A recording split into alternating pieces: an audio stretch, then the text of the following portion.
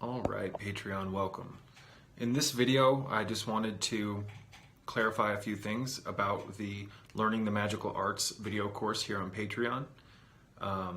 It's a rather lengthy video, but I touch upon a few things that I discussed in Lesson 1, and I'll put a link in the description box below if you haven't seen Lesson 1 already, so you can watch that.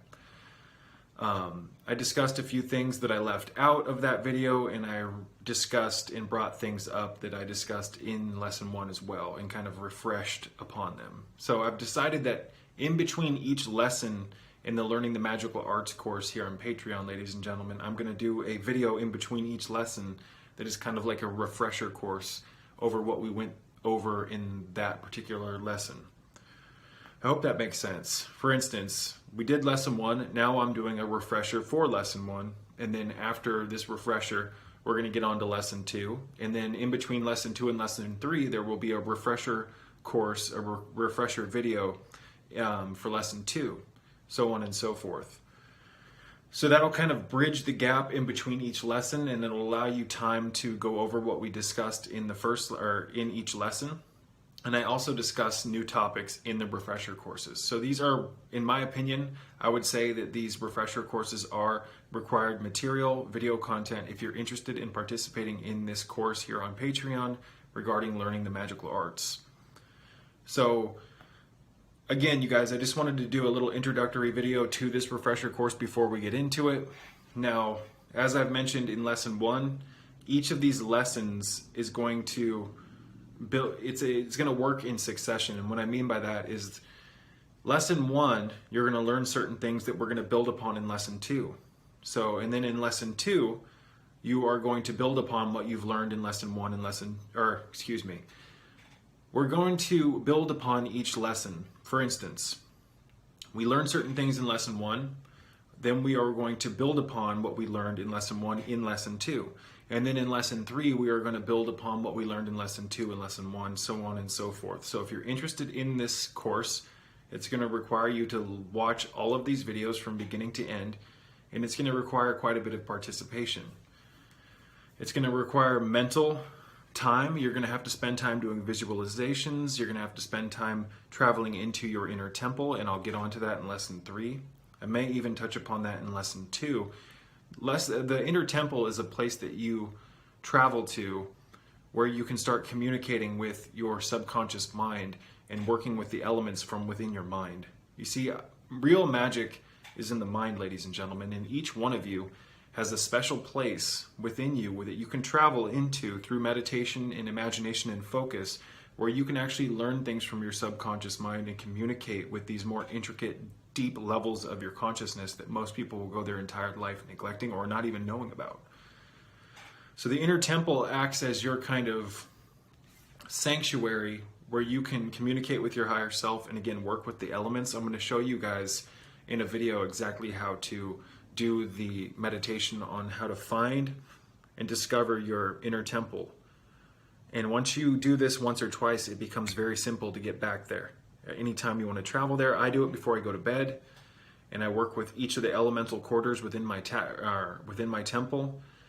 And there's even a sacred pool in the middle of the inner temple, and we will discuss that in Lesson 2 or Lesson 3. That pool is very, very important because it reacts and it is associated with your subconscious mind, and you can stare into that pool in visualizations and in meditations while you're in your inner temple and look into the future and all sorts of other very, very interesting things.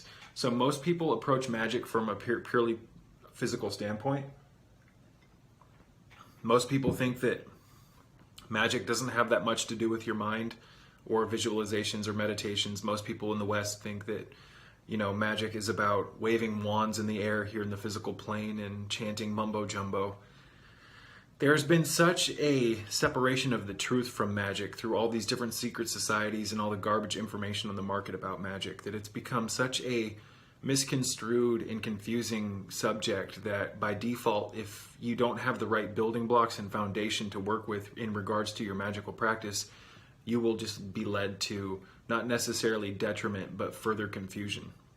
A lot of the magic that people are performing here in the Matrix is rehashed garbage medieval, or excuse me, it's rehashed medieval magic that is still copious, full of copious amounts of superstition. Superstition needs to be gotten rid of if you're serious about magic, because superstition really affects your minds and your mind and your beliefs. And your beliefs are everything when it comes to magic, because your beliefs actually feed information into your subconscious mind. And as I've said earlier in the previous lesson, the art of practical magic, ladies and gentlemen, is the art and science of learning how to communicate and tap into the power of your subconscious mind to achieve practical results here in the material world, such as increased finances, a happier life, healing, you name it. The list is rather endless in regards to what you can do with practical magic. Now, in practical magic and in later lessons, we're going to start using colors,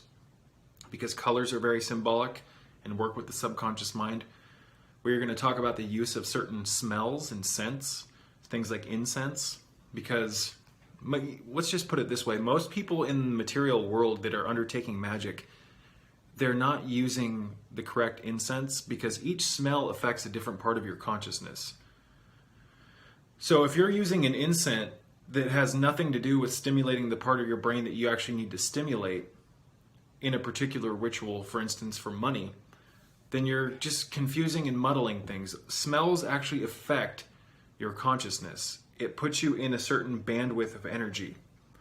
Because when you smell something, you are indeed ingesting it. And when you breathe in these incense, ladies and gentlemen, it has the affinity in a ritual context to slightly alter your consciousness. And we really want to achieve a moderately altered state of consciousness that is different than our day-to-day reality, because that allows us to escape the typical framework of cognition, and we can enter into what's known as magical gnosis, or magical altered states of consciousness. Now, I'm talking about naturally altered states of consciousness that you produce as a magician. I'm not talking about the use of certain psychedelics and things like that, which many Western magicians actually use. That will confuse you, and it will lead to nowhere good. If you can't do it sober, you shouldn't do it at all. That's my motto. But a lot of people... Now, according to the doctrine of correspondences, and what that is, ladies and gentlemen, is that I'm not even sure if I should discuss this in this particular, because this is kind of lesson material. Everything has a correspondence, and what I mean by that is, for instance, say you are trying to work with the planet Mars in one of your magical undertakings, one of your magical rituals. Say, for instance, in one of your rituals, you're trying to tap in to the Marsarian energy. And now Mars has a particular herb associated with it, ladies and gentlemen. Mars has a particular incense associated with it. Mars has a particular color associated with it. Mars has a particular symbol associated with it. You name it. So what if you were trying to tap into the power of using the Marsarian energy in your subconscious mental magic, and you falsely used a incense that was associated with the moon? What if you used an incense that was associated with Mercury?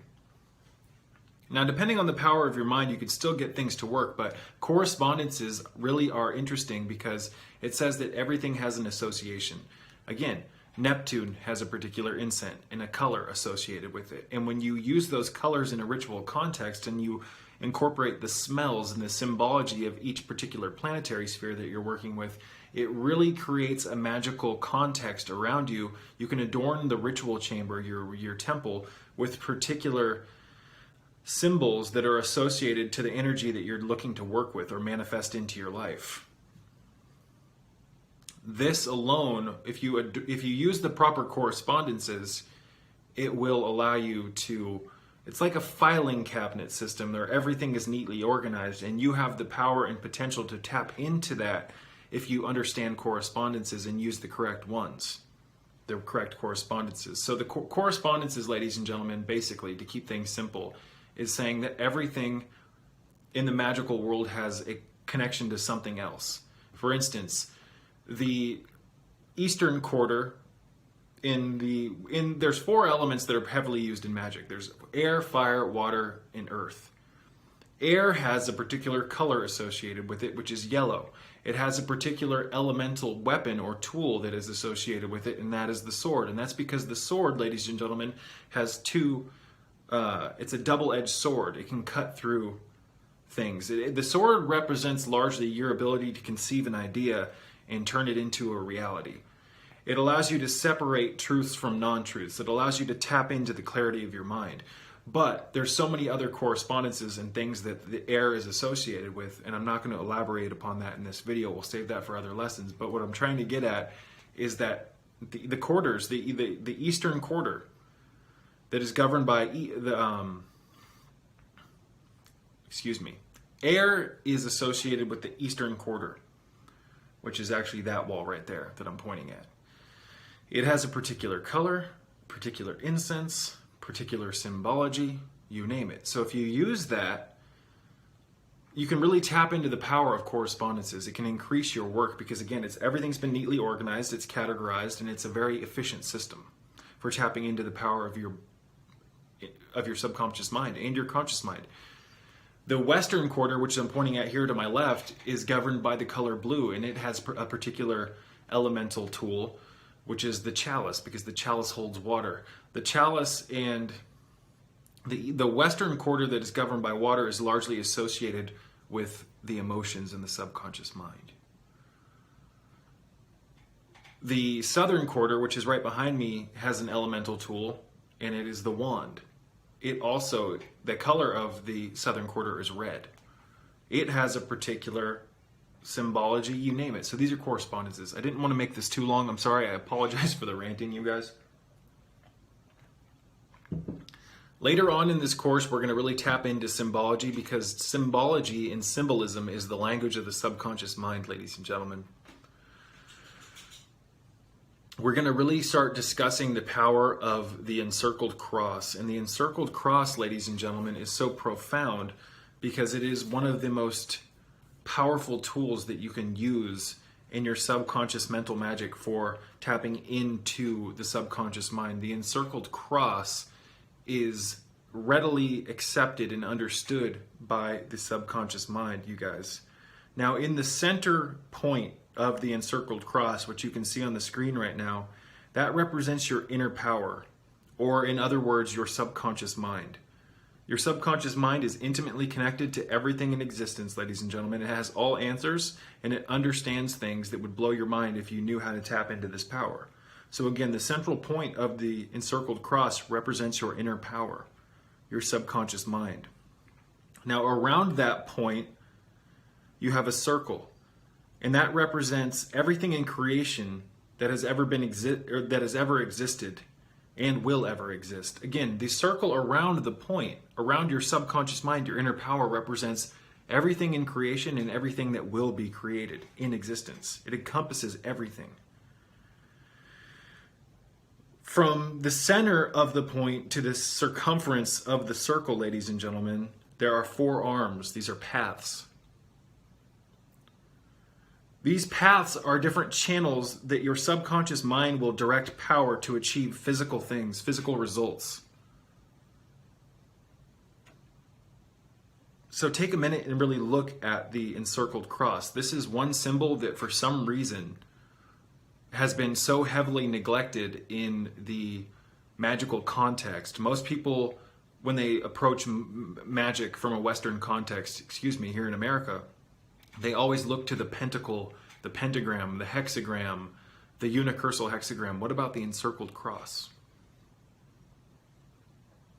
Now, in the inner temple meditation that I'm going to show you either in the next lesson or lesson 3,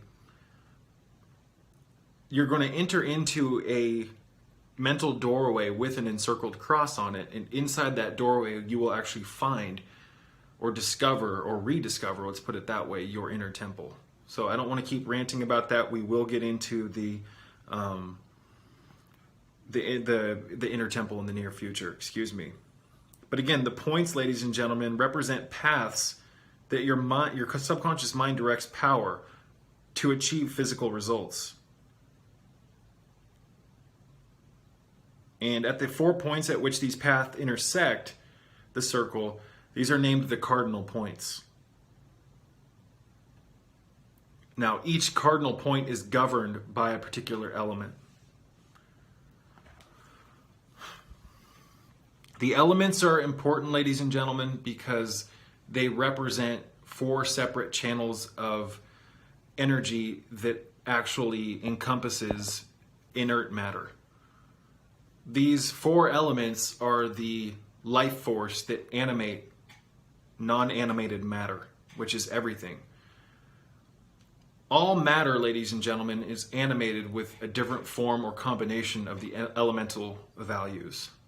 These are just brackets, like a filing cabinet, that have been used over the years to represent certain manifestations of life force in matter. They're much deeper than that, but we'll get into that in the near future. I just wanted to wrap this one up, you guys. I'm glad that so many people seem to be interested in these discussions here on the Patreon page about mental magic, the power of tapping into the subconscious mind. This is real practical magic without superstition.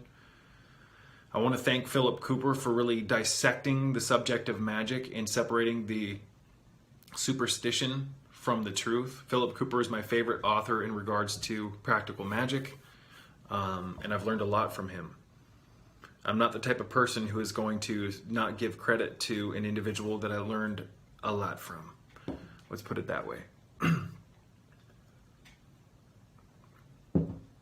But as I've said in previous videos, I struggled for so long with so many different systems. And when I finally discovered the system that I was actually looking for, I found Philip Cooper's books predicated upon a lifelong almost desire to understand what magic truly is and what it truly isn't. Because even when I was interested in other forms of magic growing up, and I experimented with so many different forms, I always knew that there was some superstitious, almost mentally ill quality to them based on what they were saying. A lot of these magic systems, have you communicate with spirits as if they're outside of your it's just, we'll get into that. All I'm going to say is that most systems of magic are perpetuated by secret societies that have a different grading system where you have to pretty much submit your beliefs in order to be allowed into these groups so that you can be told what to do within these magical systems. Now, I'm not going to name any names, but there's multitudes of different secret societies, many of them that are very public that you can join, where you have to pay to get yourself into the system, and then certain information is kept from you until you progress up certain tiers of going from like initiate to master and master to like Hierophant, you name it. There's all sorts of weirdness going on in typical mainstream magic, and that's why I want to convey to you a system that is very practical, very to the point, and not just completely muddled with a bunch of superstitious garbage, which is just rehashed information from old superstitious medieval magic, where most people stand inside of a circle that they drew on the ground, and this is supposed to keep you away from demons that are outside of you, and you have the magical sword to fight off demons. It's ludicrous. The real magical circle exists within you, exists within your mind. It exists within your subconscious mind. You create it mentally and then put it outside of yourself mentally. You can draw them on the ground, you can draw encircled crosses on the ground, you name it, but what these represent is physical manifestations of symbols that affect the subconscious mind. In magic, you use tools to keep your mind along a certain channel so that you can stay focused and continue to use your imagination, because, as I've said in previous videos, there are 3 main brackets that the subconscious mind uses to pretty much create or alter reality. We have the mind, the imagination, and the emotions. This is known as the magical trident. Now, I've talked about certain things in lesson 1 that I'm bringing up now, but I'm peppering it with new subjects because this is a refresher course on lesson 1. But I'm bringing these things back up again because I'm trying to use repetition of a message to constitute mental programming. Now, I'm not trying to mentally program you or brainwash you. I'm just trying to get certain symbols and ideas into your mind so that they can be easily understood to the point where you can recall them through memory. And we have to understand how these symbols work in certain subjects in magic if we want it to work, and that's why I'm repeating myself. But as I said earlier, I am a long-winded ranter, and this course is going to be incredibly lengthy. Incredibly lengthy. Excuse me. So, I want to wrap up this introductory video, and we'll get on to the next video, excuse me, that is stitched to this introductory video. I did not get enough sleep last night, ladies and gentlemen. My mouth is not keeping up with my mind. But we're going to build upon what we learned in lesson 1 in lesson 2. And we're going to continue to use the Magickal notebook, the Magickal journal. This may seem kind of tedious. It may seem kind of boring to have to do all this writing and all this stuff, but it's essential because we have to get to know ourselves.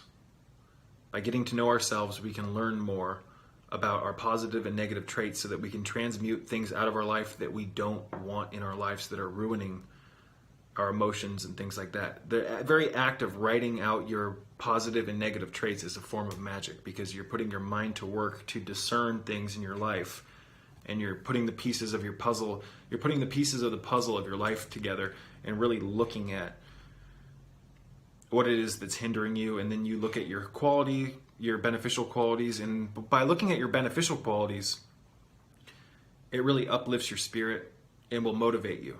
It'll instill faith in you, because now you can look at what you've written as a mirror and it's reflecting back to you.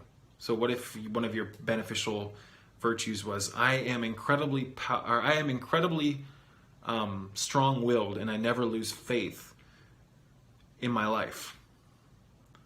I never lose faith that I'll get to where I want to be in life.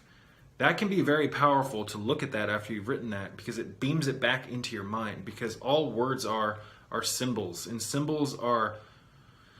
words are basically lifeless, ladies and gentlemen. They don't necessarily affect the subconscious mind, the English language. It's the association of mental imagery and emotions. It's the images behind the words that affect the mind. I hope that makes sense. For instance, when I say love, what do you think of? Usually when you read a word, ladies and gentlemen, you associate it with a mental image. So words are indeed powerful. I'm going to wrap this one up, you guys. I keep getting off subject. We're going to learn the... let me just calm down for a minute and regain my thoughts. We're going to learn the inner temple exercise. We're going to delve into using the elements. We're going to discuss the magic pool inside of your inner temple. And I'm not talking about some pool that you swim in or has a diving board. No, this is a sacred divining pool where you can learn information, and you can use this pool that's in the center of your temple to manifest things and to learn about yourself. What I've noticed that's really interesting about the inner temple exercise is that the more I do it, the more the temple evolves itself. So when I started doing this exercise, the temple was kind of bland. It was really still interesting. And I'm not really going to discuss what my temple looks like, because these are all very personal things. But the temple was kind of bland. The elemental quarters on each wall, south, east, west, and north, they were neat, but they were kind of simple. And the more I went back to my temple, the more I noticed that the temple was upgrading itself, where everything started getting intricate. And there's so many things that you can do with the temple, which I'll talk about in the near future. This may sound kind of immature to some people because they don't understand the power of how big their minds are, and they don't understand how your subconscious mind is basically begging for you to start using your mind and travel into the inner depths of your consciousness. Because that's where all the power is seated, ladies and gentlemen. Most of us go our lives separated from really tuning into ourselves and traveling into the inner depths of our mind, our consciousness. Most of us don't spend time traveling into the inner worlds, the inner labyrinth of our minds.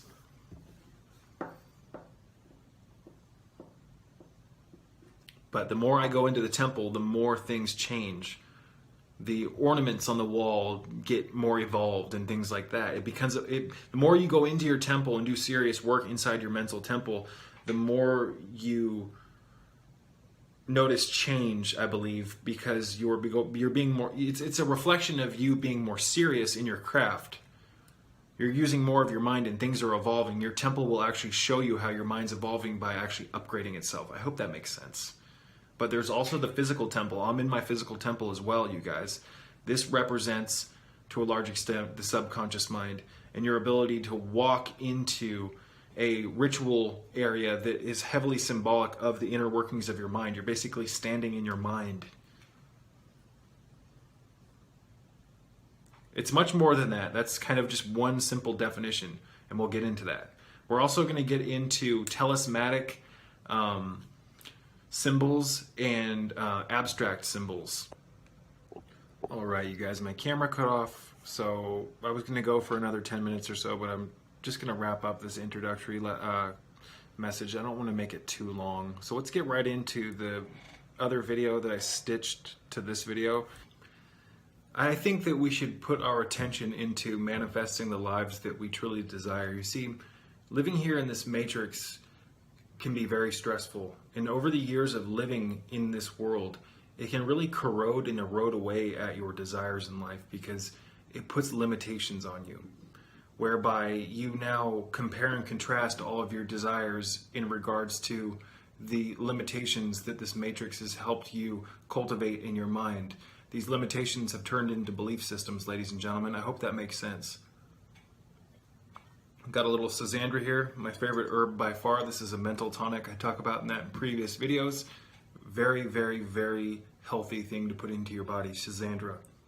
Because Schisandra, you guys, works on the mind as well. It's a profound mental tonic. And in a world where we are exposed to stress that leads to a dumbing down of the mind, reintroducing things into the body that can help the mind expand can be very beneficial for your growth. Whether you're interested in magic, whether you're interested in simply using the mainstream ways of tapping into the subconscious mind to use the law of attraction, it doesn't matter. Any avenue in life where you're trying to use the law of attraction or manifest things in your life, it can be very beneficial to use certain foods that can actually help your mind grow so that you can potentially, by using those foods, get out of that vibratory frequency of lack and of negativity. You see, belief systems have been pushed on us since a very young age, since we were very young.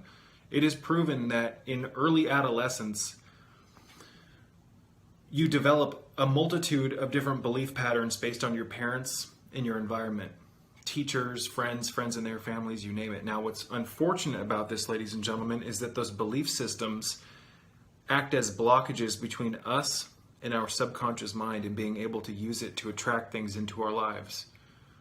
So that's why in the last lesson, the first lesson, on learning the magical arts, I stressed the importance of critical self-analysis and writing down your faults, writing down your bad behaviors, looking at yourself nakedly or in a naked fashion and looking at yourself honestly and looking at all the things in your life that you're doing that are self-destructive or non-beneficial. We have to learn to know ourselves so that we can change and transmute and grow out of these old patterns, because negative traits, ladies and gentlemen, are a byproduct of non-transmuted behavior. It's behavior that is waiting to be evolved. It's the behavior of the lower self. So by acknowledging and sitting down and making a journal and writing out every single one of your flaws, character flaws, just anything that's non-beneficial, anything that you know is self-destructive that you're doing on a day-to-day basis. What's interesting about doing this is that by writing these things out, it creates a powerful link between you and your psyche. And by looking at what you've just written, after you've been honest with yourself about your flaws or your character blemishes, you name it, you then, by writing those things down, create kind of a gateway between you and growing out of those self-destructive behaviors. I hope that makes sense. I do not have time to go back and make another video. But I think that the average person, unfortunately, here in the Matrix, and I'm not judging, gets bogged down by the stress of life, by the limitations that the system puts on you in the form of beliefs. Belief is one of the greatest ways to tap into the power of the subconscious mind. Your beliefs create your reality, ladies and gentlemen. The subconscious mind takes your beliefs like a computer and transcribes them into your reality. So say you want tons of money, for instance, but deep in your psyche, you have developed a poverty belief system because maybe you grew up in a family that was poor. And because of that, at a young age, you irrationally, based on bad information and ignorance, created a belief template that you looked at reality through, whereby you thought it was normal to be poor, or that that's the way you were supposed to be. I hope that makes sense. You see, a lot of us have beliefs that go unrecognized because we never sit down anymore here in this matrix and meditate. And I'm not talking about the Eastern forms of meditation. There's so many different definitions for meditation. What I'm talking about here is, when I say meditate, sit down with yourself and analyze every fiber of your psyche, of your consciousness, of your beliefs. This is so essential for anyone who is trying to achieve practical results in a mundane world, such as finances or a better life, a love life. It doesn't matter. We have to look at how our beliefs are structured, so that by looking at our beliefs, we can recognize whether we need to change anything about those beliefs. Because again, belief is how the subconscious mind takes the information from your conscious mind and it creates the reality that you're living in. Excuse me, we are living in a holographic universe, ladies and gentlemen. What we believe in our thoughts actually create our reality. So,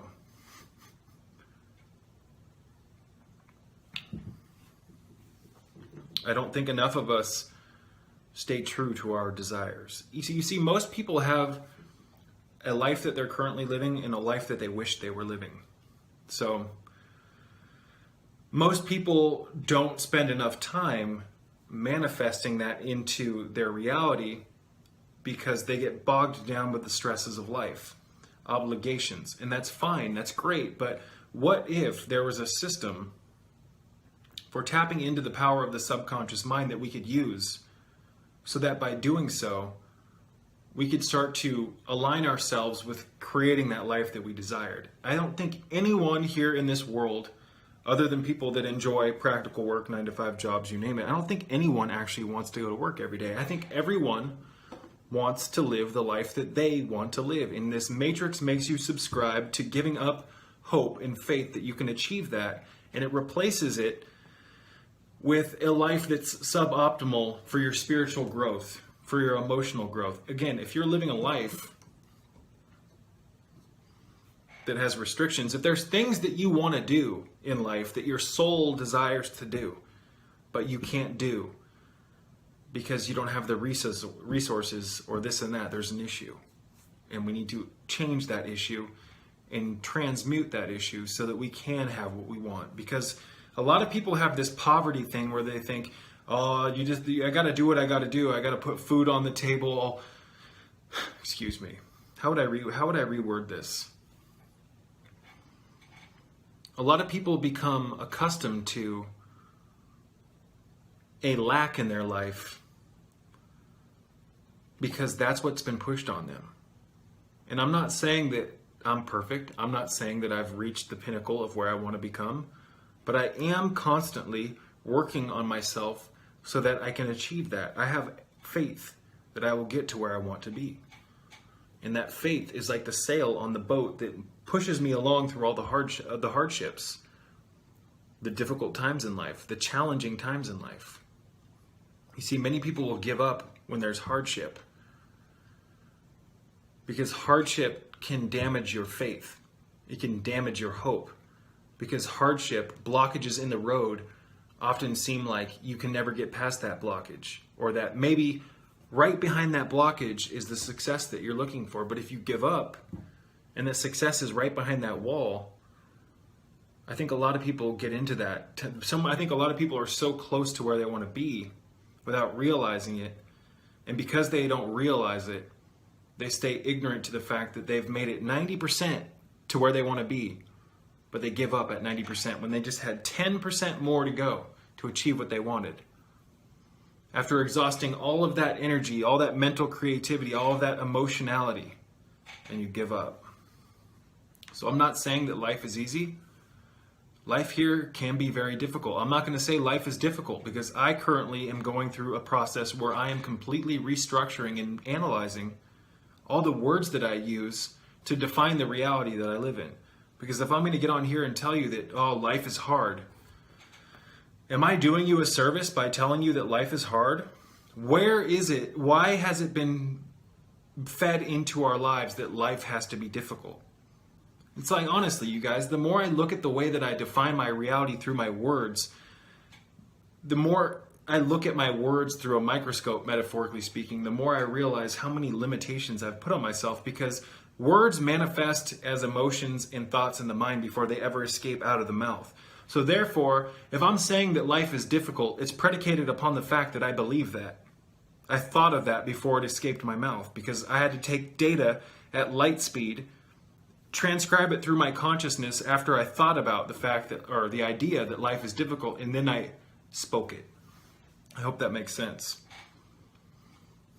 It's kind of like whenever I experienced hardship growing up, I developed this pathological reaction to hardship where I would say, it's always something here in this world. It's always something. And what I meant by that is, there's always going to be upset in life. There's always going to be strife. There's always going to be difficulty. That's what I meant by it's always something. And for years, every time something happened, whether it be I stubbed my toe, or maybe I was driving on the freeway and a truck in front of me, a pebble fell off the back of the trailer or something, and hit my windshield and it cracked. Oh, it's always something. And by saying that, you actually affirm that into reality, because you actually believe that, and you actually set yourself up for the next hardship. Hope that makes sense. You set yourself up for the next little hiccup in life because you actually believe that it's going to happen. You see, we structure our words predicated upon how we feel about the reality that we live in. Language is a form of communication through the emotions and the thoughts. We take our thoughts and what we feel internally and express them through the vibratory range of outside of ourselves. So every time that you speak something, you're actually you're speaking spells to a large extent, because these are feelings that you're feeling that are expressed through words, and feelings are often endowed with emotions, and emotionality is one of the greatest ways to tap into the subconscious mind. So I apologize, you guys, if in previous videos I've structured my words in a way that make it seem like reality is dismal. Again, I've really been putting in quite a bit of study, and really, instead of just doing studies, which I love to study, but I've kind of neglected a lot of critical self-analysis in certain fronts, especially with how I speak. Again, I am not some master of the subconscious mind. I am not some master of the law of attraction. However, I do know the mechanics to a large extent about how this system works, how magic works, how the law of attraction works. But in order for this stuff to work to the greatest efficiency possible, and I don't want to undertake something unless I can do it with efficiency, we have to remove the blockages that we've developed at a young age. We have to analyze everything, and that's why I discussed critical self-analysis in the first lesson of learning the magical arts, ladies and gentlemen. Now, unfortunately for many people who are interested in magic, many people want a quick fix. Many people want some instant success magic or this and that. That's not how it works. Magic is the art and science of learning how to tap into your subconscious mind, but it's also the art and science of getting to know yourself, because you can't know your subconscious mind. You can't develop a relationship with your subconscious mind unless you know yourself, because the subconscious mind is a very intimate part of yourself. It's your connection to the absolute. It's your connection to the divine. It's the connection to everything in existence. So again, I've gone through so many different books on the occult. I've gone to so many different occult bookstores. I've searched low and high through so many different systems of magic. And what I've found 9 times out of 10 is that these books oftentimes here in the New Age world make these false promises of instant success. You'll just do this spell and you'll achieve this and this and that. It's evil in the sense that it's a lie for one, but it also doesn't address getting to know yourself better. And that's why, how would I say it? Excuse me. You see, in order for any magic to be successful, you have to understand the mechanics of what you're doing in a ritual and how it works. You have to understand the ins and outs of what you're doing. Otherwise, it's like getting on a boat out in the middle of the ocean and not knowing how, and you've never ridden a boat before. You don't know how to operate it. You don't know all the diodes, the buttons. We have to learn about ourselves and the subconscious mind if we are going to approach magic, ladies and gentlemen, at least practical magic, not esoteric magic. But you have to know yourself in order to approach esoteric magic as well. What am I saying? Excuse me. So these books promise these quick results, but quick results can be very dangerous, because if you don't know what you're feeding into your subconscious mind, how would I say it? If you haven't analyzed your thoughts and your beliefs and what you really truly want out of a ritual, and you just cast one without doing proper prior work, you can create things that you did not want to happen. You have to understand what it is you want, and you have to understand the mechanics of how you are going to use ritual to achieve that. You also have to understand, at least have a basic understanding of what magic is and what the subconscious mind is, and how they both interrelate, and how, again, magic is the art and science of tapping into the power of the subconscious mind and creating a relationship with your subconscious mind. Now, in the next lesson, we are going to build off lesson 1. If you haven't seen lesson 1 already, it's the last video I posted, one of the last videos I posted. It's about 44 minutes long. Watch it. Some people might neglect watching it because it says, some people, how would I say it? Some people, when they see the word magic, they automatically steer away from it. Oh, it's one of those occult sciences. No, that's what the Matrix wants you to believe. Because by tapping into the power of the subconscious mind, the magic is just a system for regaining all of our potential through our mind, because everything is mental, the first Hermetic law. Mentality. Everything starts in the mind, ladies and gentlemen. Everything that's happened in your reality was a byproduct of the subconscious mind. And that's something that many people do not want to believe. What's interesting too is all the humans in this dimension have a connection through the subconscious mind.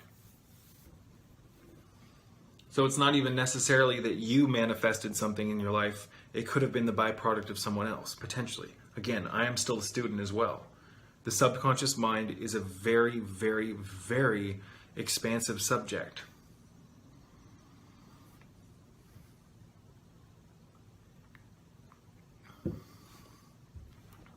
But that's, because it's such an expansive subject, if you're going to use magic, you have to realize that you are tapping into the power of your subconscious mind. The subconscious mind is the mind that operates behind the conscious mind. It understands symbolism. The language of the subconscious is indeed symbolism. The subconscious mind regulates your heartbeat and just infinite other degree of processes. I'm not going to get into that in this video. I don't want to keep repeating myself, ladies and gentlemen. In lesson 2, we are going to continue building upon the information in lesson 1. But I'm also going to show you guys how to create or discover your inner temple. And the inner temple is a place that you travel to within your mind, where you can start actually communicating with your subconscious mind. The inner temple. Now, some people might think, oh, this sounds like 6-year-old stuff. No. The power of the mind is what we have to use to achieve what we want in life. We have to develop a relationship with our mind, and we do that through traveling into the inner temple, where we can communicate with the elemental kingdom within the mind. You see, real magic is in the mind. This is something that almost every single magical system has left out of the books, chances are because they didn't even know about it. Some magicians would give an arm and a leg to know this particular exercise, because it's the key to everything. It's what you build upon, getting to know yourself. You can communicate with your subconscious mind by traveling into the inner temple.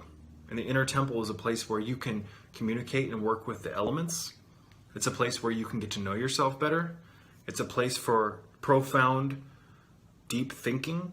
It's your own special place, and you can travel there in your mind. You see, most people think that this may sound childish or this and that, or illegitimate, because they don't know how big their mind is. I want to give a quick shout out to Philip Cooper. Philip Cooper is the one individual that I've learned from the most. And I use a lot of his teachings and apply them to my life. And a lot of his teachings I am giving back to the world because I believe in the power of them. Because Philip Cooper's works just hacks away all the superstition out of magic and tells you what it really is. It's the power of using your mind to achieve the life that you want. It's also the using the power of your mind to get to know yourself better. There are so many subconscious layers of ourselves that we don't even understand or communicate with. You see, the subconscious mind is also the key to Kundalini. Right now, without without us really as a species working with our subconscious mind and having a relationship with it, we're operating on like 1% of our potential. We have so much potential to tap into. We have so much potential to grow into. And we do that through the mind, ladies and gentlemen. So I keep getting off on a couple of different tangents, excuse me. I think that we should all utilize critical self-analysis. Now, we're also in future lessons, going to go into separating your needs from your desires. Because a lot of people have desires that aren't actually needed. Now, it's not bad to actually desire for things that are greater, but until we have our needs met, we need to kind of separate the two so that we can get a foundation established. So once our foundation is established, then we can start going after our desires. It's like an individual who can't afford rent, can barely afford rent. Let's put it this way. Let me repeat myself. It would be like an individual who can barely afford rent. He's short by he gets like $5 to $10 more every month than he has to give away for his rent. So if his rent was $700, by the time his rent's paid, he's got like $5 to $10 left over. This is what most Americans would consider poor. It would be like an individual like that approaching magic and just desiring to have $10,000 a month. There's nothing wrong with desiring that, but how about separating your desires from your needs, and instead of thinking you need $10,000 a month, focusing on what you need, and maybe like $1,000 a month or $1,600 a month. Get your rent paid and have like $600 extra so that you can buy yourself some health food or some groceries and not have to live paycheck to paycheck. Once we can get our situations in life that need to be healed, once we can create our foundation where we're in a state of comfort and we're in a lack of stress, then we can start tapping into and using the subconscious mind to create a more expansive reality predicated upon the fact that we have our needs met. You see, we need to learn to need what we want and want what we need. When we can make our wants our needs and our needs our wants, that's when we can create a good quality system that we can navigate through or navigate with. I hope this makes sense, ladies and gentlemen. I really do. Excuse me. Now, in future videos, we're going to discuss the Encircled Cross, one of the most profound symbols for tapping into the power of the subconscious mind. I'm going to go into deeper detail about the Magickal Trident, which I discussed in last week's lesson. Sorry, I try to look directly at the camera, but when I'm in deep thought, I often look into the corners of the room. Some people have said, why don't you look in the camera all the time? Well, I'm in deep thought. We're going to get into so many different subjects, you guys. We're going to get into color and how they relate to magic and the subconscious mind. We're going to talk about symbology. I want to create a fully functional, fully operational course on the magical arts here on the Patreon page for individuals who are interested in practical magic. Now, I've discussed esoteric magic in the last video and in multiple videos here on Patreon. Esoteric magic is great, but a lot of people, it's very common for people who, how would I say it? Esoteric magic is great once you can get yourself into a place in life where you have all your needs met, and then then you can start building on esoteric magic. I hope that makes sense. You see, many people will approach esoteric magic to try to achieve practical results. You should be using practical magic to try to achieve, or to not try to achieve. You should be using practical magic to achieve practical results, not esoteric magic. There's so much confusion in this subject. There's so much confusion in the subject of magic. There's so many people are so confused, and I was for so long. I wasted so much time So much time. But it eventually paid off. And again, I'm not saying I'm some master magician or any of that. I'm just really interested in the subconscious mind and how it works. And I'm interested in discovering any way to tap into the subconscious mind because I'm privy to the power of the subconscious mind. In practical magic, if done properly, is a system designed to tap into the subconscious mind and to create a relationship with it. This is how a human becomes whole, ladies and gentlemen.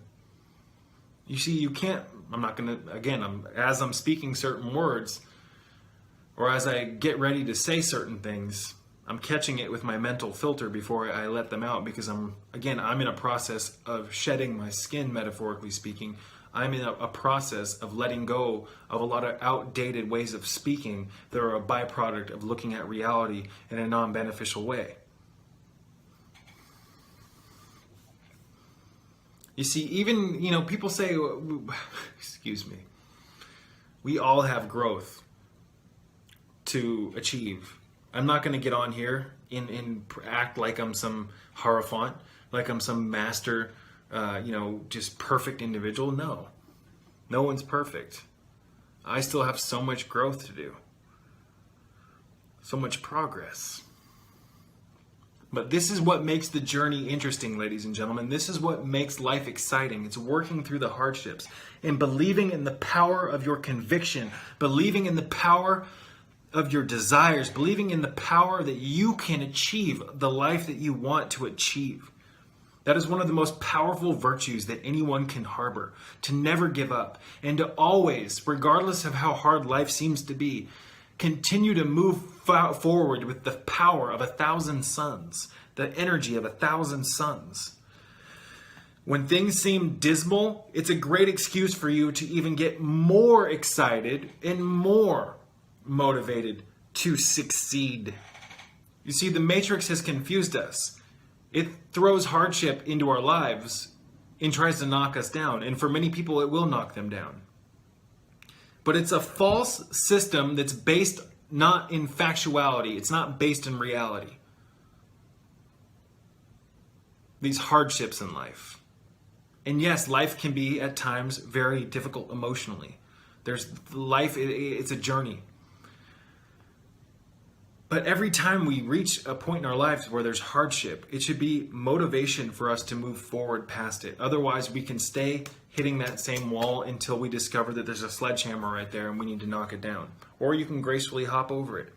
These are metaphors, excuse me.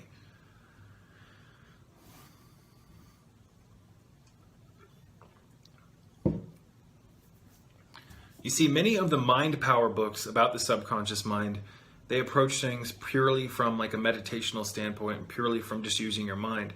What I've discovered, ladies and gentlemen, is that you can use health as a foundational tool to actually enhance your mind, because everything affects not only the body, but everything that you consume affects the mind as well, because the body and the mind are intimately connected. Therefore, it can be extra assurance. It can be like a boost, so to speak. Eating a healthy diet while pursuing the subconscious mind is like putting a turbocharger on your vehicle. It gives you extra oomph. Also,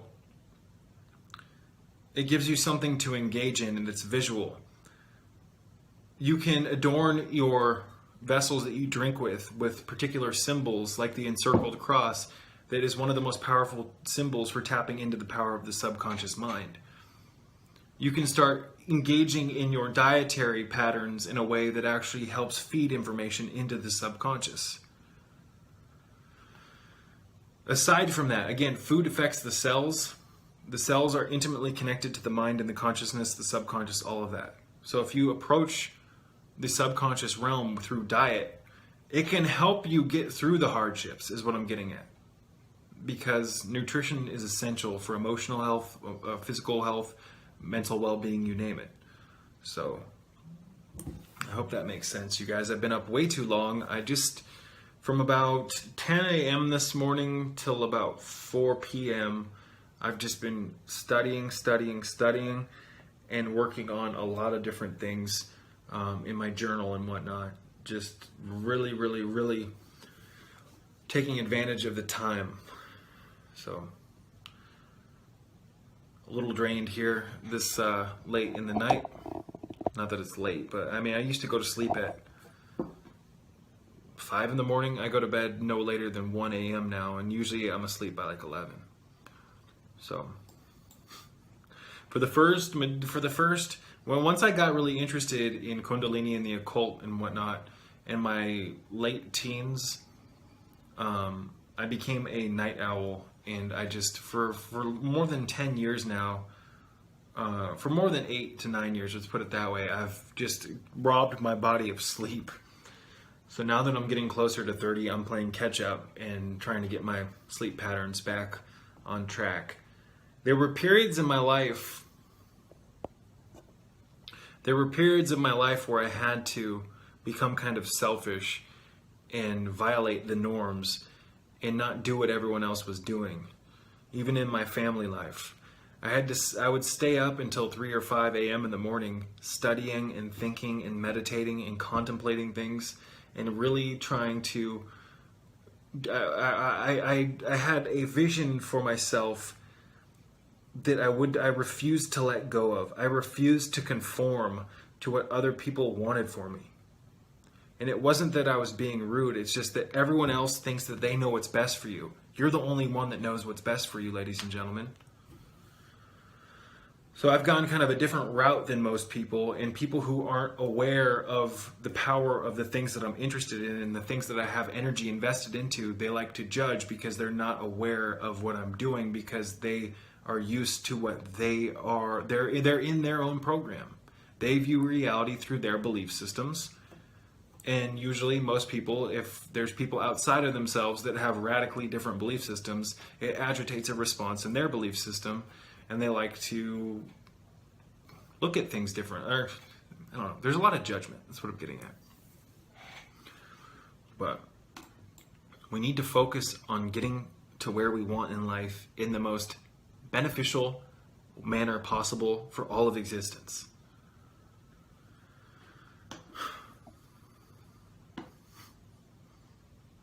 You see, I know that once I get to where I need to be, I will have all the resources possibly to affect this world in a very profound manner. Currently, I'm not financially at the point where I need to be in life. But I'm on the journey. I'm on the path there, ladies and gentlemen. I believe in the power, and I have faith in myself. I believe in myself. And there have been times where I've been knocked on the ground and I've had to really question whether or not, after all these years of traveling down this particular route that I'm still on, I've been knocked down so hard to the point where it's like, wow, have I messed up? Has all this time been spent wrongly? No. There are so many traps that are set for you if you're on a journey of self-discovery and self-expansion and merging with your higher self, ladies and gentlemen. We are operating here in this matrix in a vibratory bracket of the lower self. The lower self will try to sabotage any attempts for you to attain and bridge yourself with your higher self. The lower self is connected, it appears to be connected heavily to the parasite realm on the astral plane, as well as the parasites within the biology, the physiology, and most people have these entities within them. I've cleansed them out of my system, and every single other person that I know that gets on the protocols and is serious about it and doesn't give up, they start expelling parasites as well. These parasites have connections to the astral plane.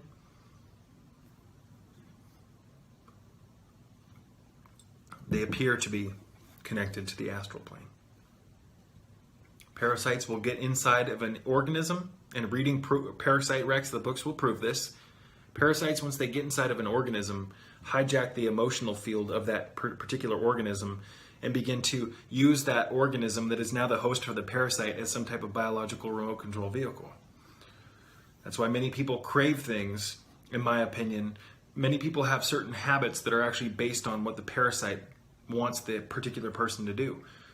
You see, we've lost control of our higher selves, ladies and gentlemen. We've lost control of being in alignment with the Kundalini. The Kundalini is responsible for bridging the lower self with the higher self to its utmost totality. I believe in the power of the things that I'm talking about because I've been through certain things that have proved to me the power of my message. I hope that makes sense. I've experienced the Kundalini. I know what it's like to experience glimpses of the truth. We are separated from the truth. And I believe that it is largely because of the archons or the archons. And I will talk about what the archons are in upcoming videos, ladies and gentlemen. You see, the archons are a branch of, they're entities that are discussed heavily in the Nag Hammadi scriptures. They're discussed also in the Gnostic scriptures. Basically, when the true God created all of existence in Gnosticism, maybe we'll save it for another lecture, you guys. We're already 35 minutes in.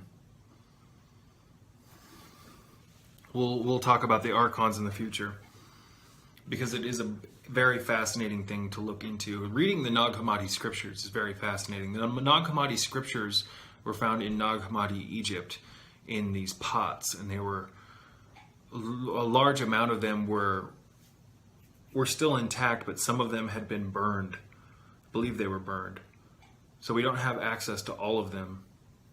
But in the Nag Hammadi scriptures, it basically talks about how the universe came into existence and how a group of negative entities seeks to control the thoughts in the consciousness of human beings that were created in the image of the Most High. There's a particular entity named Adaldabroth or Yaldabaoth. So many different ways. He goes by Cyclas. There's so many different names for this entity. This jealous god that created this material world that keeps people enslaved. And it's nowhere near as simple as I just made it sound. There was a fall from a deity named Sophia. Sophia basically gave birth to this entity without the jurisdiction or without the permission of. I'll get into it in the near future, you guys. I'll save that for a lecture that's not so late into the video.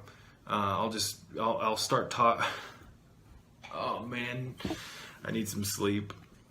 I'm going to wrap this one up. I will talk about the Nag Hammadi scriptures and Gnostic Christianity and Gnosticism in the near future. I'll make isolated videos about the history and things of that nature that I don't start talking about 37 minutes into the video. So, anyways, you guys, what are your dreams and your desires? Expect lesson 2 within the next few days, most likely, on the Learning the Magical Arts series.